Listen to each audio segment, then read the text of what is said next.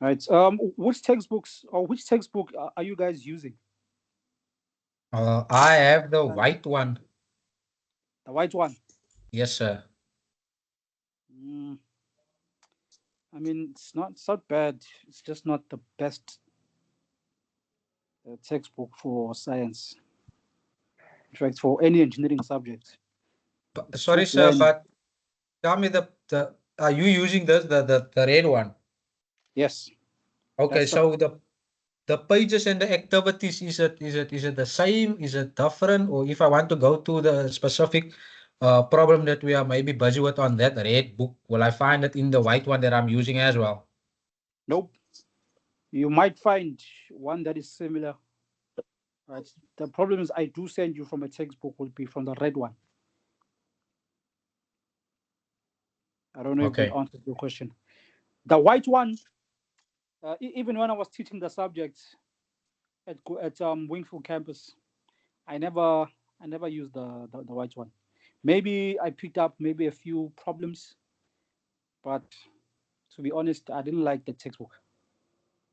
I don't like how the content is covered there. Also, there's just too many words. It's not structured well um, for a subject in engineering that doesn't have a lot of theory. When you look at the textbook, it's like a mechanotechnics, not techniques. It's like a mechanotechnology type textbook. Too many words. And the red one is more straightforward, you say. Yeah, yeah. Definitely. I think I should get For you, that one instead. for you guys, definitely this one is the best. Definitely this one is the best because as much as we cover theory, the theory we cover is in terms of concepts like your Newton's laws of motion, your what is this?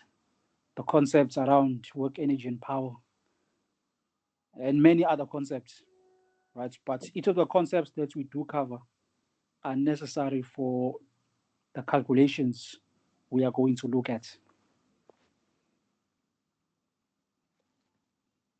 Oh, What's the year for now? no, I'm just saying yo because I'm using the different one. I think this one is green or blue. I don't Green or know. blue? Is it who's this? Is it something consulting? What is it? Check the author. It's Is it something? engineering civil. Who's the author of that textbook? Is it not something Tommy Sparrow Consulting?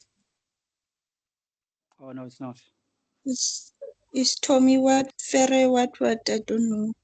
But Oh, it's revised by is it a March small of one? 2012. Yes. Yeah. So look, as long as you have a textbook, you should be fine. Right? Yeah. As long as you have a textbook, no textbook is useless. So as long as you have a textbook, you don't necessarily have to buy a specific one. If you already have one, then you can continue using that one, right? But if you're yet to buy one, I would advise that you buy the red one, the one by who's this fun. Okay, let me just check here quickly. Uh, yes, MJJ Van Rensburg. Even in N4, this will be the best one. Right? The color will No, be different though. I used to have this one. I don't know where it is.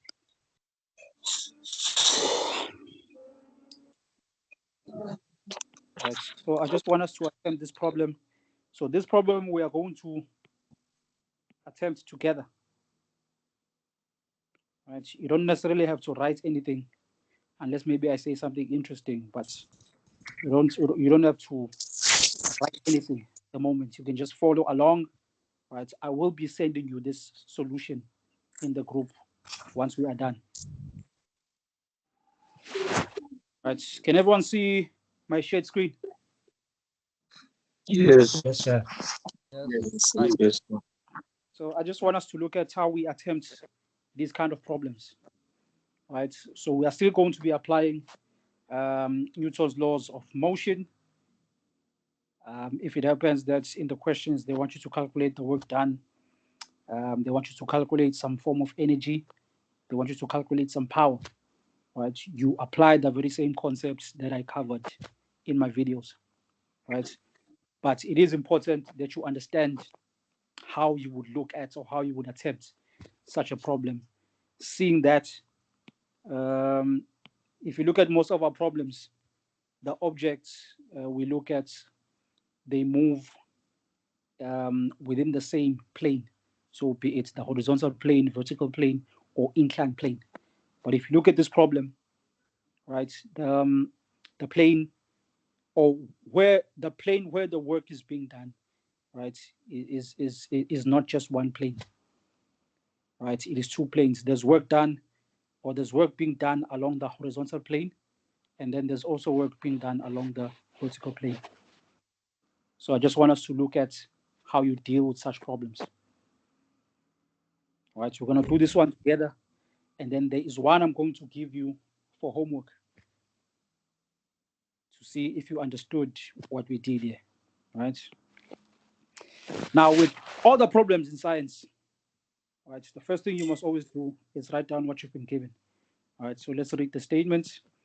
Refer to figure 1.15, which is this figure, and calculate the force F necessary to accelerate the 9 kg mass upwards at a constant acceleration of 0.5 meters per second squared. The frictional force is 40 newtons. Right. So essentially, they've given you the free body diagram. Right. The free body diagram is this one. Right. The idea here is to accelerate this 20 kg mass, so this object, in that direction. Hence, if you look at the force being applied, right, it is headed in that direction. Right. Now, I did mention in my videos that there's two ways in which we consider direction for vectors, either by looking at the Cartesian plane, right, meaningly up we take as being positive. So if this is your Cartesian plane, right, up we take as positive, down we take as negative, right or east we take as being positive, left or west we take as being negative. All right, so that's one way. Right, this one we normally use for quantities like, or the quantities we get, let me say the quantities we get under kinematics. Right, so your velocity, your acceleration, etc. Right. The second one is through the use of acceleration. Right. So we say that the forces or the vectors going in the same direction as acceleration, those we take as being positive, and the ones going against acceleration, we take them as being negative. Right. That is why it is important to draw your free body diagram so that you know the direction of your forces, and then you can compare the direction of your forces with the direction of acceleration. Now, acceleration here is headed in that direction. Do we agree? Yes, sir. Right. So remember, acceleration is always headed in the same direction as the force being applied. Right. Acceleration is always headed in the same direction as the force being applied. Be it a force that is being applied to accelerate the object, or a force being applied to decelerate the object. Right. So here the object is being accelerated. Right. They've indicated that the object is going in that direction, meaning our F is in that direction. And if our F, right, so this actually is Ft, right? I call it as Ft, the total force applied. Right. So our total force applied is in that direction, meaning our acceleration is in that direction. Right. So that is looking at motion along the horizontal plane. Right. And then they've given us the frictional force. The frictional force always opposes motion, hence the direction, hence the frictional force going in that direction. Right. And then you have an object moving along the vertical plane. right? You have a pulley, right? You have a pulley system here, and then on the pulley, this string is attached, right? Now the string obviously has tension, right? So if say we take this as T1 and take that as T2, right? They've indicated the direction of your tensions. So we're gonna take this tension as your T1 and take this tension as your T2. Right? Now along the vertical plane, right? Would you say the acceleration is going up or the acceleration is going down?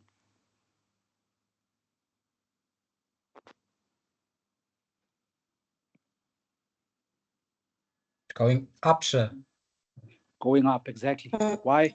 Because if you look at the string, right, the string is attached to this object of 20 kgs, and this object of 20 kgs is moving in that direction. So if this object is moving in that direction, right, this object is connected to this one with this string, meaning that this object is also headed upwards. The only way this object can head in that direction is if this one is also headed in the same direction. So the motion here along this plane is upward, right? Meaning that the acceleration is also upward, right? Now, why is the direction of acceleration important?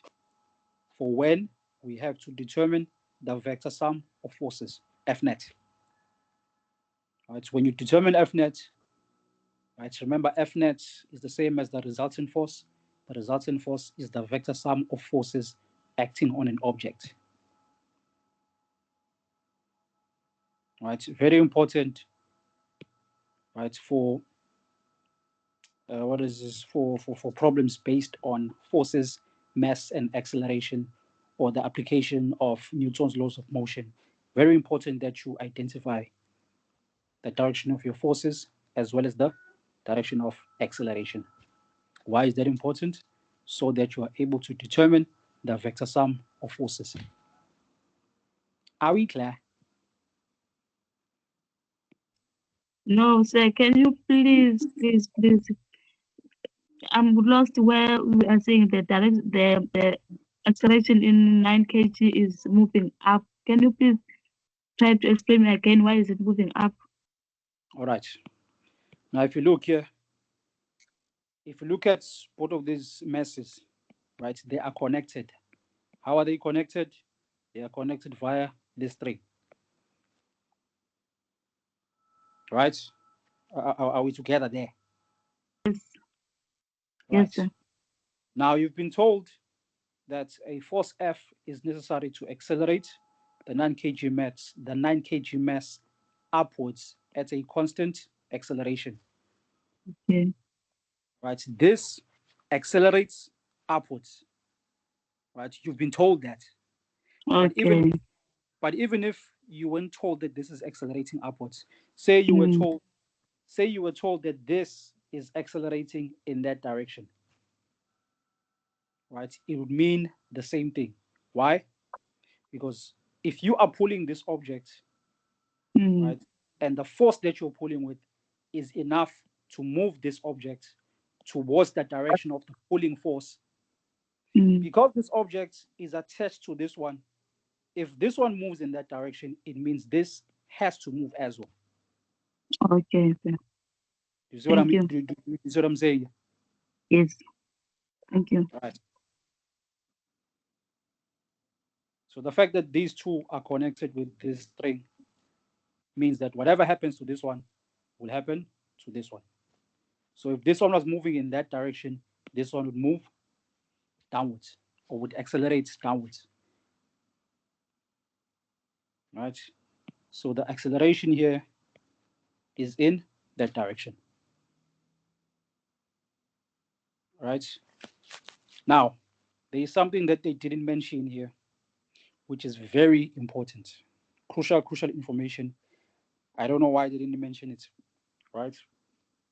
But let me just be clear and say that for engineering science at this level, when you're looking at a problem that involves a pulley system, right? So this is a pulley.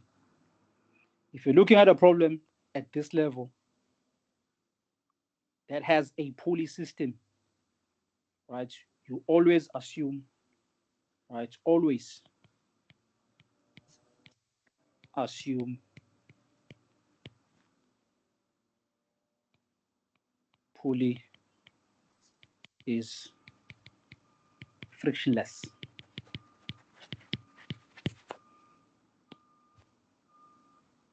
Right? So they were supposed to mention here that the pulley is frictionless. That is crucial information. Why is it crucial? Because it's only when the pulley is frictionless where this tension is equal to that tension. Right? When the pulley, or it's only when the pulley is frictionless that the tensions are going to be equal. So T1 is equal to T2. And to be able to solve this problem as things stand, right, T1 would have to be equal to T2.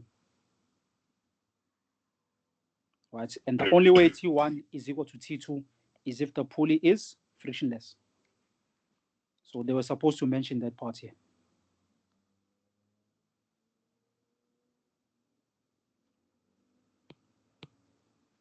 But just so we know, at this level, we always take pulleys as being frictionless. Right? And the pulley being frictionless is an indication that the tensions, so T1 and T2, are equal. So let me say here, therefore, T1 is equal to T2. When you get to N5, right, when you get to N5 and do mechanotechniques N5, that is when we will look at more realistic cases where the pulley is not frictionless. Hence, T1 is not equal to T2. Right, but that we'll deal with in N5. Right, in N3, we always assume that the pulley is frictionless. But they also have to mention in the statements. It's important that they mention in the statement because in your syllabus, it is not factored in that we take our pulleys as being frictionless. Are we clear? Hello?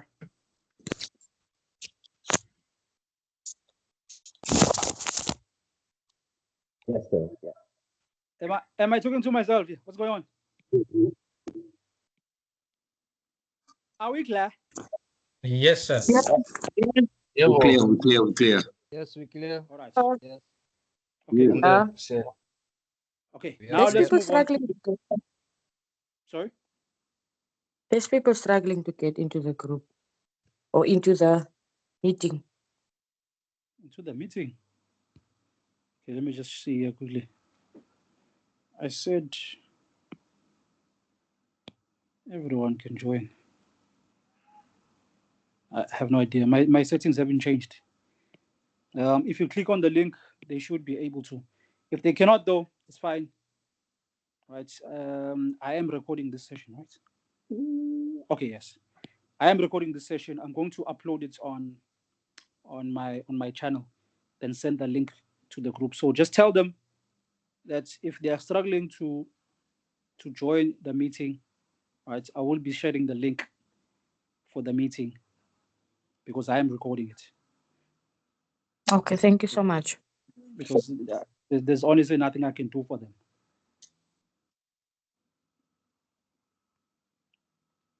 Right. Now let's apply Newton's laws of motion, right? So that we are able to get this force being applied. Right. The question is calculate the force necessary. So this force to accelerate the 9 kg mass upwards at a constant acceleration of 0.5. Right. So here they've indicated that the acceleration is constant. So meaning that the acceleration here is the same as the one is the same along the vertical plane. All right. Now, before we get to the calculations, right? It is important to note that, remember here, the work is being done only along the horizontal plane, right?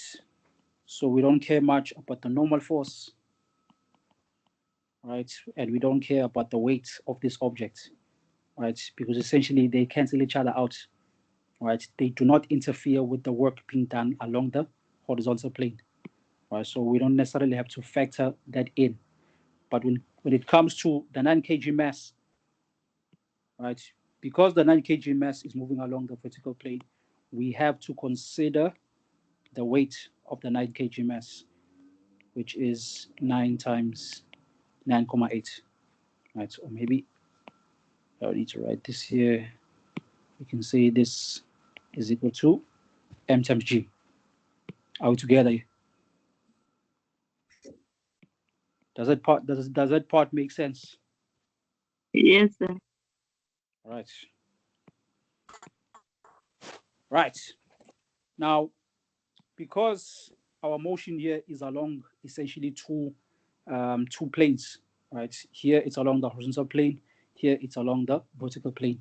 What we are going to do is we are going to account for the vector sum of forces along the horizontal plane, and then also account for the vector sum of forces along the vertical plane. And then we are simply going to add those. Right? You see what I mean just now.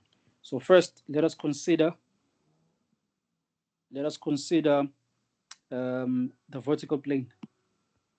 Right? Say here, maybe let's say along the vertical plane.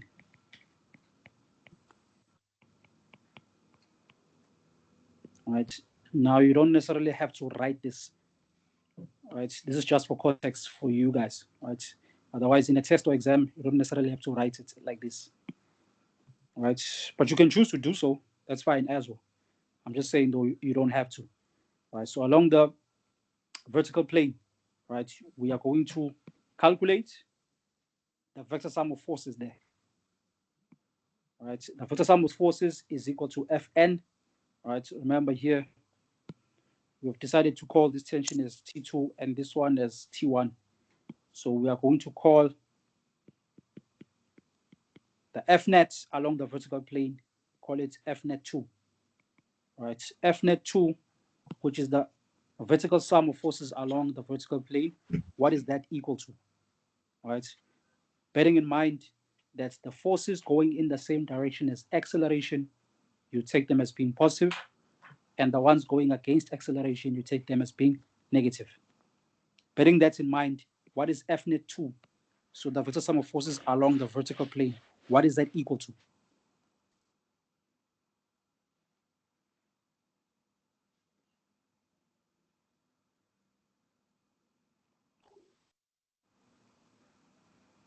So there was a question. Again, sir? So my question is, what is the vector sum of forces along the vertical plane equal to? Bearing in mind that when applying Newton's laws of motion, right, we make use of the direction of acceleration. We say that the forces going in the same direction as acceleration are positive, and the forces going against the direction of acceleration, we take them as being negative. So bearing that in mind, what is F net along this plane equal to? Right. Remember here, you have this tension, which is a force, and you have the weight. Right.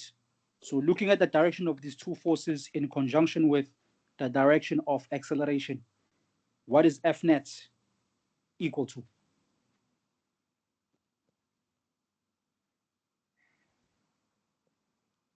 The normal force. So it can't be the normal force. The normal force, right? Okay.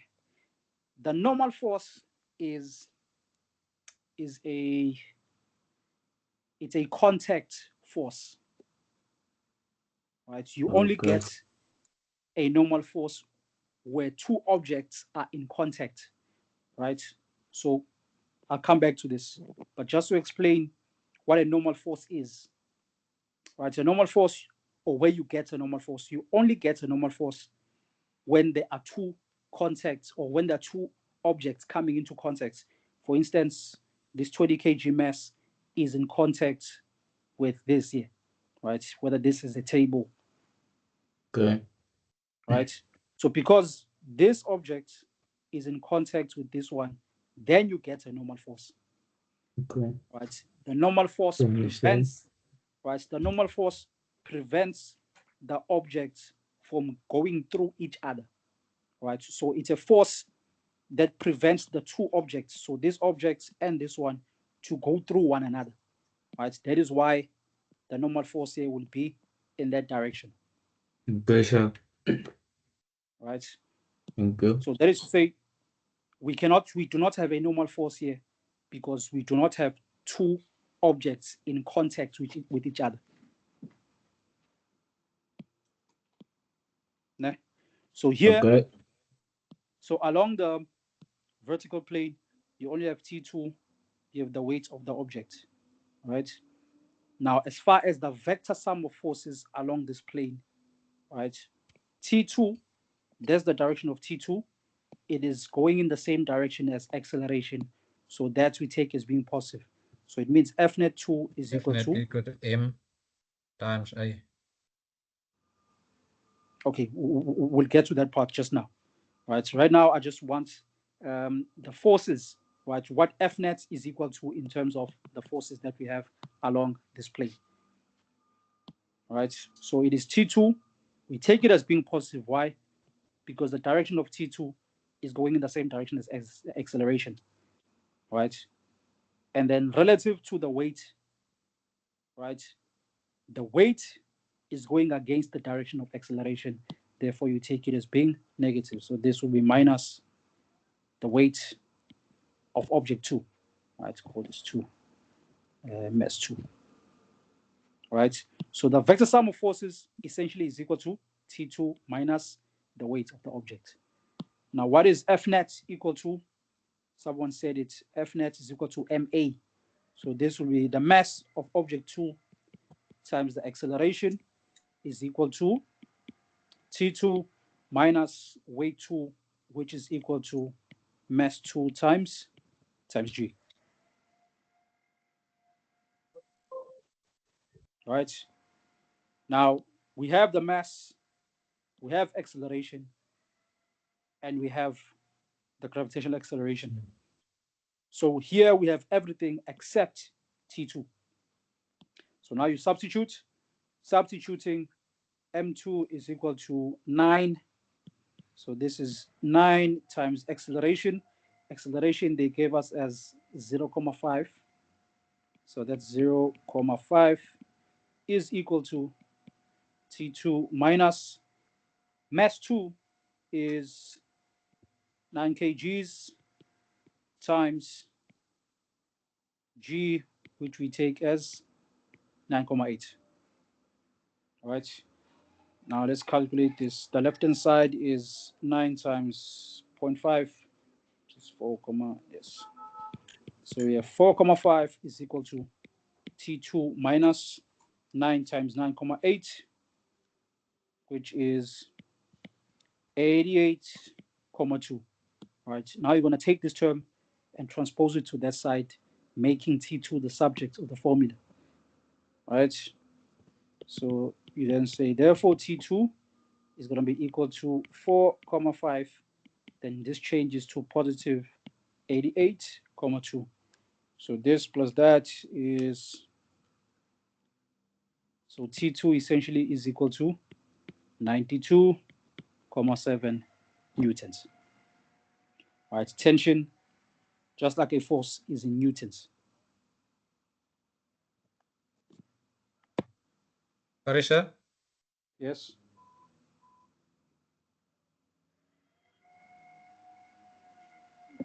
Go ahead. Shouldn't we take the 4.5 Newton to the other side and then it becomes a negative. But still, you have to take the T2. So if you do that, then you have to take this to that side, and it You have becomes to take negative. this to that. Sorry?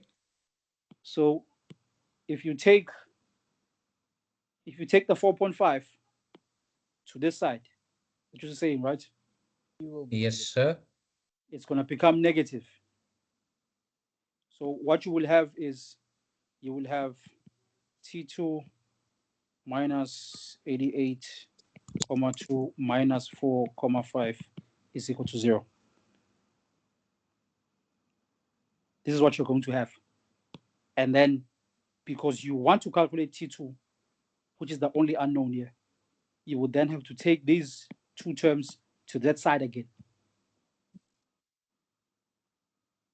Okay. Do you see what I'm saying? Yes, sir. Because the idea is that you calculate T2 at this point, seeing that T2 is the only unknown. So to get T2, you have to make T2 the subject of the formula. To make T2 the subject of the formula, then you have to take these two terms to that side. I see now, yes. Yes. And then if you do that, then this is what it comes down to. Right? Both terms are going to be positive 4,5 and positive 88,2. Gotcha. Right. So T2 essentially is equal to 92,7. Any questions here?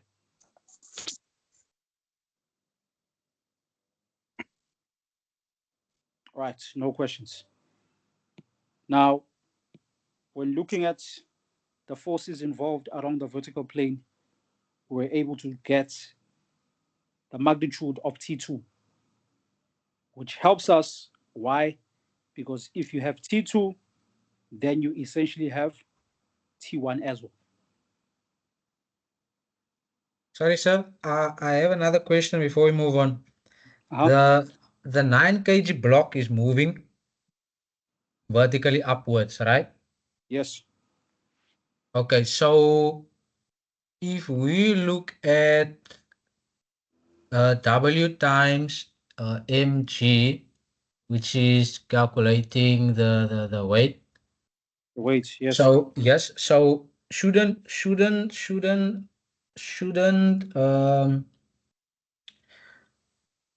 that be a negative because it's opposing the gravitational the gravity?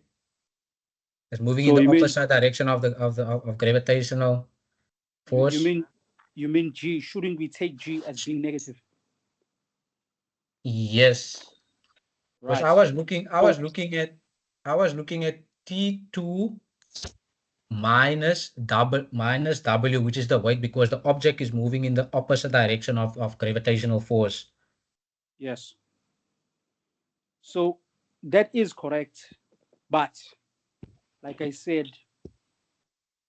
between the two ways in which we consider direction, which is either by using the Cartesian plane. So the one you are talking about is when we are using the Cartesian plane for our direction. All right. When you're using the Cartesian plane, then yes, you would take T2 as being positive because it's headed upward, and you would take the weight as being negative because it's headed downward. Right. But I didn't use that. Instead, I used acceleration. Right. Remember, in the beginning, I said there's two ways in which we consider direction, either by using the Cartesian plane, so up being positive, down being negative, right being positive, left being negative. And then the second one is through the use of acceleration. So I'm teaching you how to use acceleration, right, to consider direction. So when we say that because T2 is going in the same direction as acceleration, we essentially have considered direction. The same way we say that because the weight of the object is going in a direction opposite the direction of acceleration, we take it as being negative. Right? That is us considering direction. So if you are going to consider direction like that, and then say that G is negative, essentially the two are going to cancel each other out. That is to say, you have to choose one, but you cannot use both simultaneously. So we can't use T2 minus W equals negative M times acceleration. Negative M times Yes, acceleration. yes, because the weight is moving in the opposite direction of the gravitational force. Remember, M, the mass, is a scalar quantity. Can't be negative. Right? What makes the weight negative when considering direction using the Cartesian plane is the G. Okay. Right? The weight is headed downward, and it is headed downward because it is a gravitational force. The reason why it is negative, it is because of the G. So if the weight is equal to mass times G, we know the mass is a scalar, so it cannot be the reason why the weight is negative, right? But G is a vector quantity, right? So when considering direction in terms of up and down, right, it is negative because G is a vector, and G is always acting downwards. Downwards, yes. Yes. But in terms of mass times acceleration, right, either way, it's going to be positive. Why? Because the acceleration is positive, seeing that it is headed upward. And then mass is a scalar quantity. We don't consider direction for mass. Okay. Thank you, sir. All right, good. Any more questions?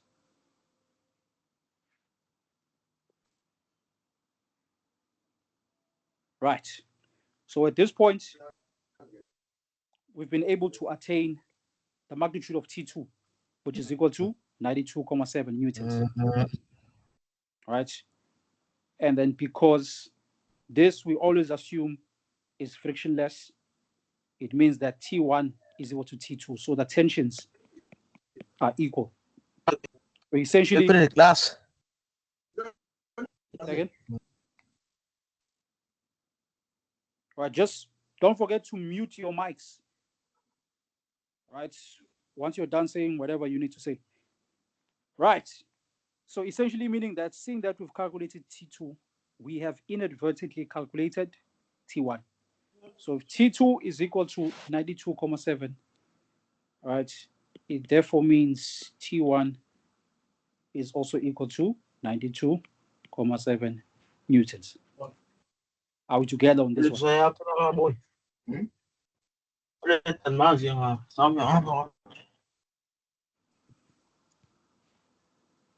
Okay, I'm going to mute all of you.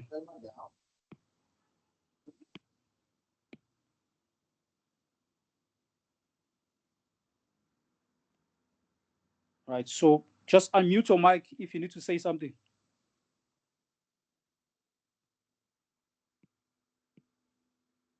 Are we in agreement here? That T1 is also equal to 92.7. Yes, sir. Yes. Right.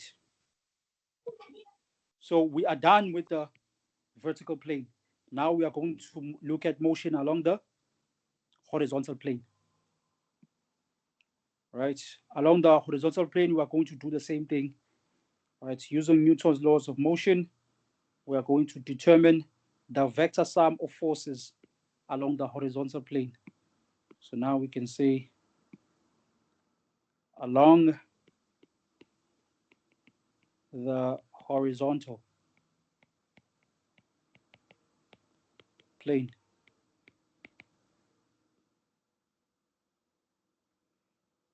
right?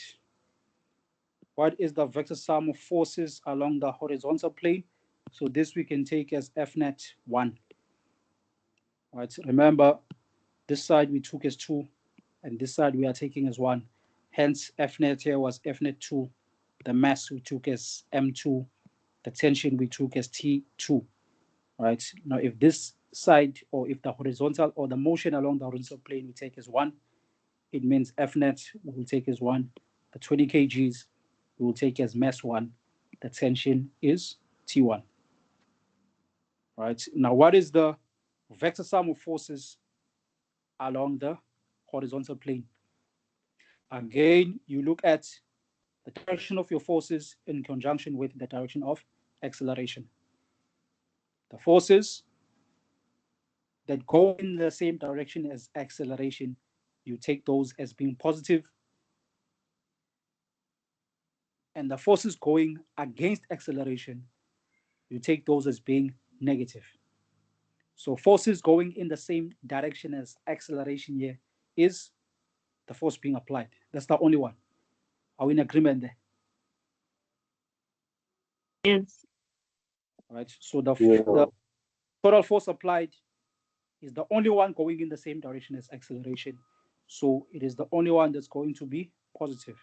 So you have Ft, which is the total force applied, right? And then the frictional force and T1 are both going against the direction of acceleration. So both of them you take as being negative.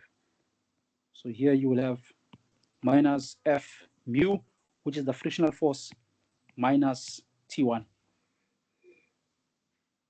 All right, those are all the forces to consider along the horizontal plane. All right, now what is F net 1 equal to? F net 1, right, according to Newton's law, according to the second law, right, of motion, this here is equal to ma. So mass 1 times acceleration is equal to total force applied minus the frictional force minus T1. Right, now you substitute. Mass 1 is 20 kgs. So this will be 20 kgs times acceleration is still 0.5 is equal to, we're looking for the total force applied minus the frictional force, which is 40 newtons. Right, so this is 40 newtons minus T1, which we determined as 92.7. Right, so 20 times 0.5 will obviously give you 10 Ft minus, and what do you get here? 92.7, right? Minus 40. So this here is minus 132.7, right? And then you make the total force applied the subject of the formula by taking this term to that side. So you transpose the negative 1.32.7, making total force applied the subject of the formula. Then you will have 10. The negative 132.7 then becomes positive 132.7. Right, and this will be equal to 142.7 newtons.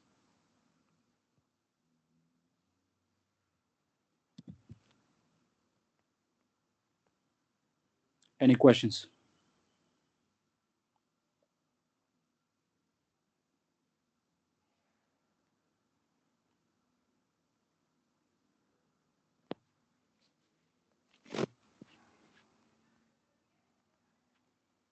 Do we have any questions on this one now?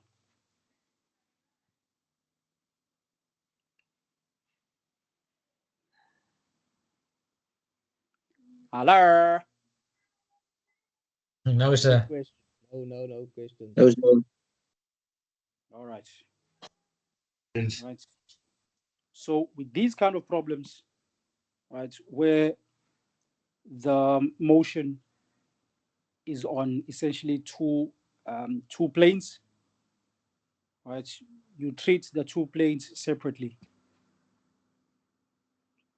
Right, so by that I mean you first look at the first plane, right, consider the vector sum of forces along that plane, and then you look at the other plane and consider the vector sum of forces along that plane.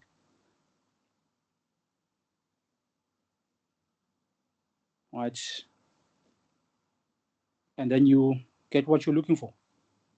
So in this case, because what we were looking for was along the horizontal plane,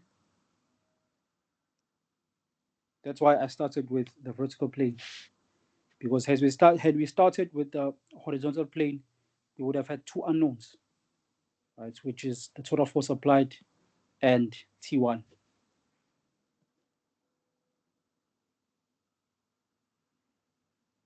Right?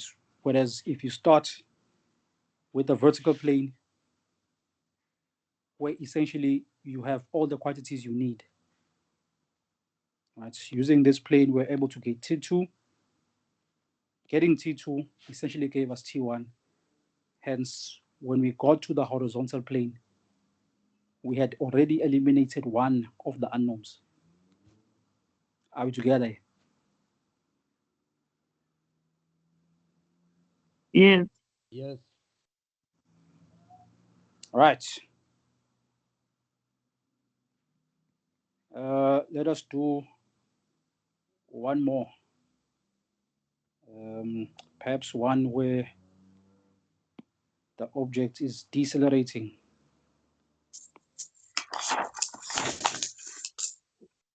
Where you have to calculate the braking force.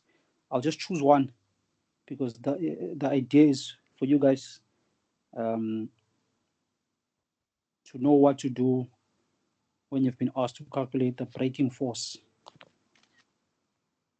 Right, so we're going to do number 5.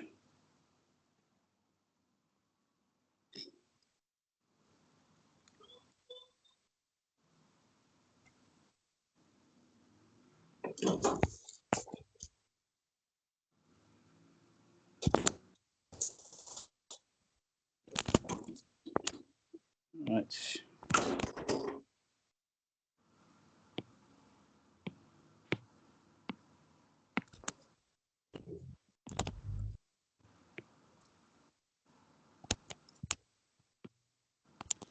All right, so let's look at number 5. All right, so number 5 reads as follows. A motor car moves on a horizontal plane at a velocity of 20 meters per second. The brakes are applied and the motor car comes to rest 80 meters further on. The frictional resistance is 200 newtons. The mass of the car is 900 kilograms. Calculate the deceleration braking force. Right.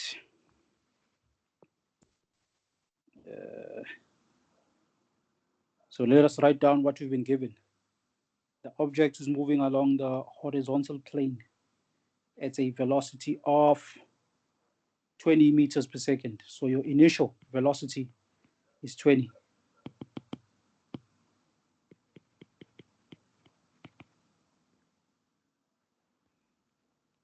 All right, so you're giving you initial velocity is 20 meters per second. All right, the brakes are applied and the motor car comes to rest. Coming to rest meaning it means that it comes to a stop. So the final velocity is 0 meters per second. Are we in agreement here? Yes. Correct, sir. Yes, sir. Right. 80 meters further on. Right, so that's the displacement. Right, when the brakes were applied. So from when the brakes were applied to when the car stops, right, the car traveled 80 meters. So that's the displacement. The frictional resistance is 200. Right, frictional resistance FR is 200 newtons, and the mass of the motor car is 900. So mass is 900 kilograms. Right.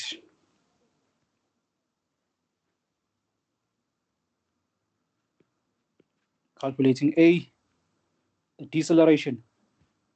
Right, to calculate the deceleration based on what we are given, you can simply use kinematic equations or the equations of motion. We have U, we have V, we have S. So you can simply use V squared is equal to U squared plus 2AS. We have V, we have U, we have S. So you simply make A the subject of the formula. Right? So V is equal to 0. So it means that 0 squared is equal to U squared. U is 20 squared plus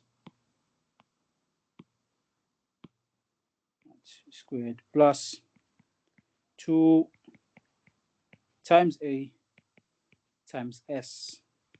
S is 80. All right. So we are looking for this. So you take this to that side. All right. What is 20 squared? So here you're going to have 0 minus, what is 20 squared? 20 squared is 400. And then the 400 you transpose to that side, hence it becomes negative 400 is equal to 2 times 80. What is that equal to?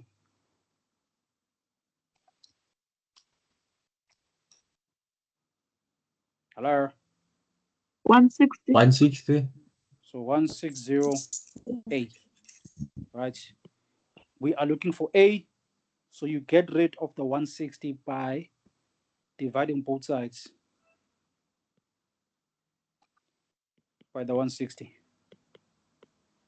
Here it cancels, hence you're only left with acceleration, and acceleration is equal to 0 minus 400 divided by 160, which is negative 2.5 meters per second squared. Right, which is accurate. Why?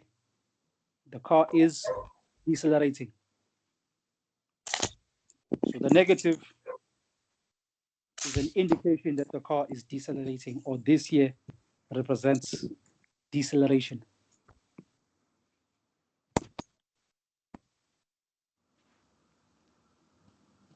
Right? Now let's look at B.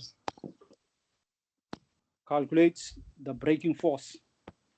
Now, in engineering science N3, when they want you to calculate the braking force, right, they want you to calculate essentially F net. Right? So the braking force in N3, we take as the vector sum of forces, so F net, and we know F net is equal to mass times acceleration. The mass here is 900, right? Yes, 900 kgs times acceleration is negative 2.5. So negative 2.5 times 900 gives us negative 2250 newtons. Right? Again, the negative is an indication that the car is braking. Right? But the most important thing here is that for a car that's decelerating, if they want you to calculate the braking force, they simply want you to calculate F net.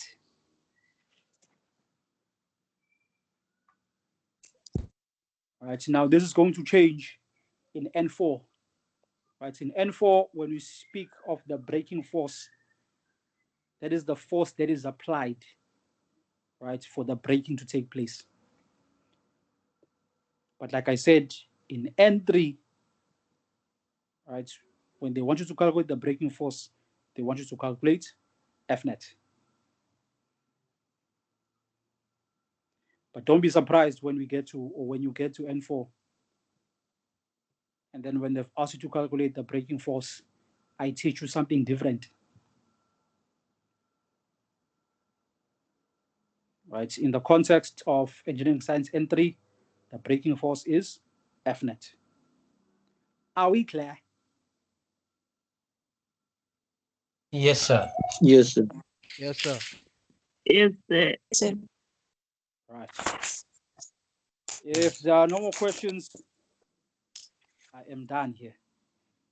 Just quickly, I want you guys to attempt this thing, number 11. Right. Remember, this I already sent in the group. I want you guys to attempt number 11 from this exercise. So from activity 1.2, attempt number 11. Right. Number 11 looks like example 1.10. So you're gonna apply the very same principles we apply every time we look at problems based on forces, mass, and acceleration. Right, where we look at the direction of motion, we determine the direction of acceleration, we look at the forces, and then we look at the forces or the direction of the forces in conjunction with the direction of acceleration to determine the vector sum of forces. Now, if you look here, this is a problem based on a pulley. Right? So motion, as much as motion is along the vertical plane, but because you're looking at two sides, right, you're going to deal with one side and then deal with the other side. Bearing in mind what I just taught you regarding the tensions on a rope or a string that is attached on a frictionless pulley. So here they did mention that a lightweight string is passed over a frictionless pulley. Frictionless pulley means that the tension on the one side of the string is equal to the tension on the other side of the string. Right? So you can look at this example, perhaps try doing this example because there is a solution for it. But obviously not looking at the solution, just try it on your own, bearing in mind what I just taught you during this session. And then you can check your answers because this is an example, right? And then perhaps you can attempt number 11 here on activity 1.2. Capiche? Sorry. Yes? I'm not sure in what the where did you send this activity 1.2? This is the first time I'm seeing it. Are you on our WhatsApp group? That's correct, but I can't seem to find it on the WhatsApp group. Go to media links and docs. You will find it there. As in, you don't need to scroll through the conversations. Yeah, and then Just- you went to Just go to media docs and links. It should be under media because it's a picture. It's not a PDF file. So it should be under media. it's only activity 1.1 you sent us. Okay, let me see. Can you hear me? I can hear you. Okay, just 1.1 you sent us. I'm just But- hopping on the group here quickly. Okay, then you can see for yourself. Yeah. Media. Because you sent the answers with the activity 1.1 also. Yeah.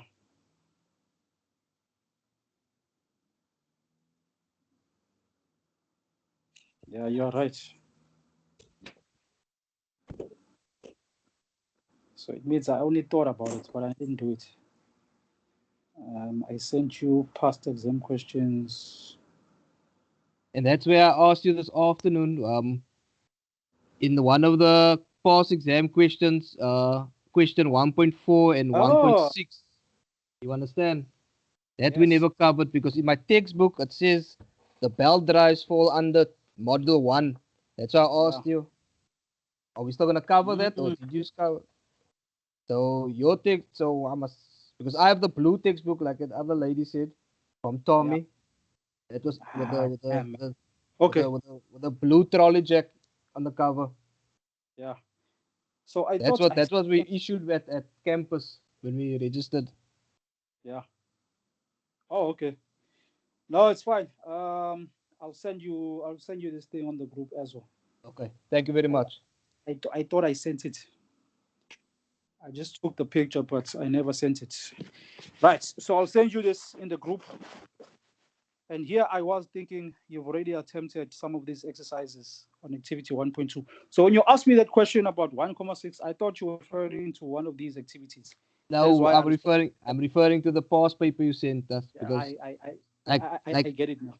because the 1.4 is the body of the collision, and then the 1.6 is flat belts, and like you said, we're not covering that. Yeah. Okay. Because- We haven't covered it. I'm going to record some videos on it this week. But will that also come in test 1? Yes, it's all part of Okay. module 1. Okay. In the assessment plan. All right, let's just quickly look at the assessment plan. Oh.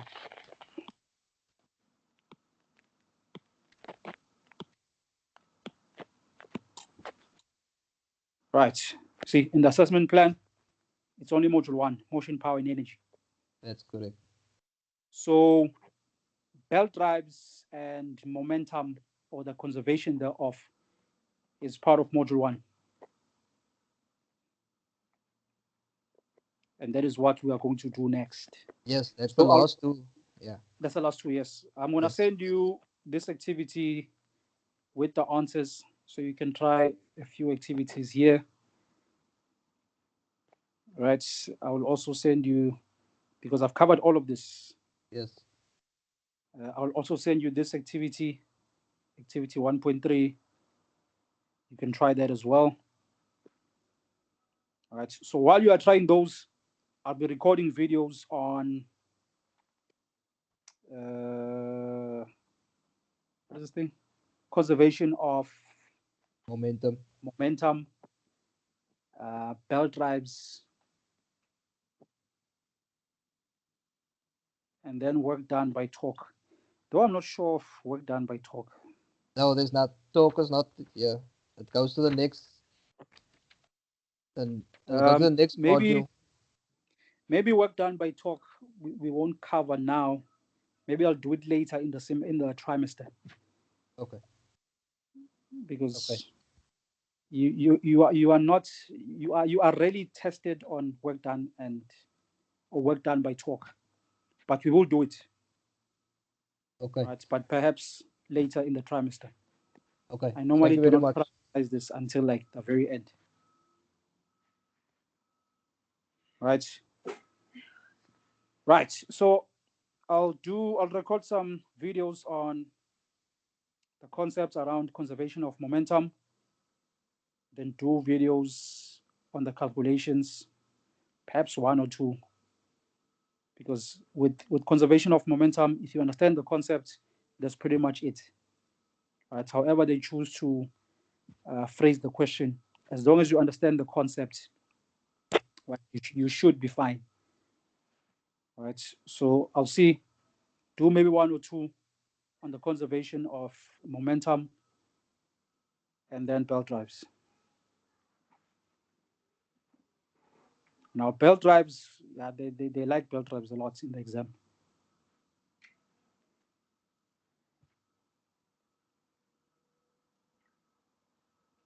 Nah. Any more questions? No questions. Wonderful. Then we can end our session here, guys. I will upload this session on my channel, then send you the link for those that couldn't attend. I'll send you the activities that I thought I'd sent you with the answers for them as well. And then I'll also send you the 2 exercises we did during this session.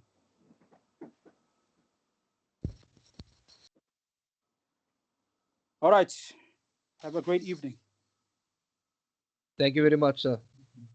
All right. Cheers. Thank you. All right.